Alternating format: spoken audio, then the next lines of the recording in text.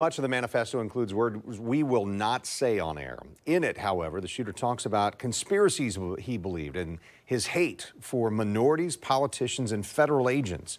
News4Jax anchor Tarek Miner joining us now after speaking with a former FBI agent. Tarek, about what we can learn about preventing these attacks by looking at the shooter's words in this manifesto. You know, the Jacksonville Sheriff's Office released the manifesto some 5 months after the triple murder, and they said they did so in the spirit of transparency. Now, I spoke with a former FBI agent today who says the gunman lived in a fantasy fueled by hate and the idea that black people were solely responsible for all of his hardships.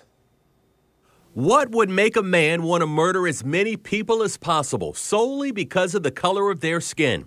The clear answer is racism and hatred. But where it really starts to get cloudy, according to an FBI agent, is when you try to get into the mind of a madman. Unfortunately, what we're talking about is truly madness.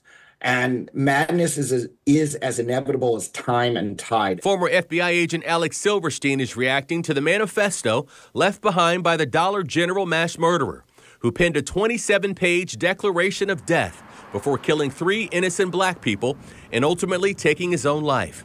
In the manifesto he left behind at his parents' Orange Park home, he calls for the murders of all black people, all politicians and federal agents, using the racist term to describe African Americans dozens of times, the shooter mentioning the Columbine killers and the Oklahoma City bomber, offering methods to extinguish the black race as a whole. The shooter also repeated the lie that the election was rigged and democracy has failed, expressing his hate for all minority groups, saying they are the symptoms of advanced societal decay. The shooter writes, "There is no life for young white people to live. You either throw away years for a bachelor's, only to find it's not worth the paper it's printed on." One of the things that we've learned is that there's no one single profile for anyone who does these mass attacks.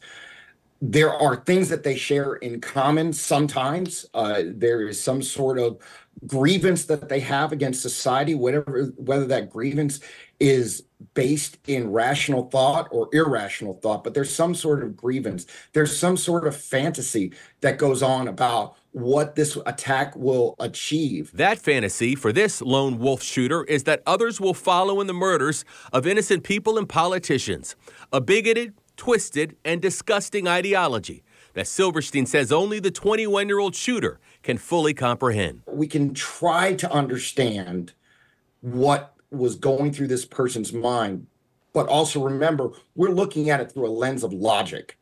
As we sit here afterwards, we look back on the things that we saw or could have seen, but in fact, the person who's responsible for this is the person who carried out the attacks. The madman ending his rant by giving a golden ticket to Supreme Court Justice Clarence Thomas, the only black person he says he wouldn't kill.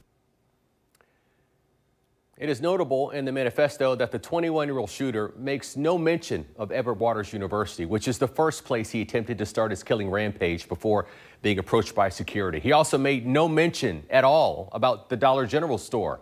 He also made disparaging remarks about the gay and lesbian community. Kent? Yeah, thank you, Tarek. And on news4jax.com inside this story, we posted Sheriff T.K. Waters' full statement. In addition, you'll find links to stories that we've done on each of the victims and how their loved ones are remembering them. This is on our homepage.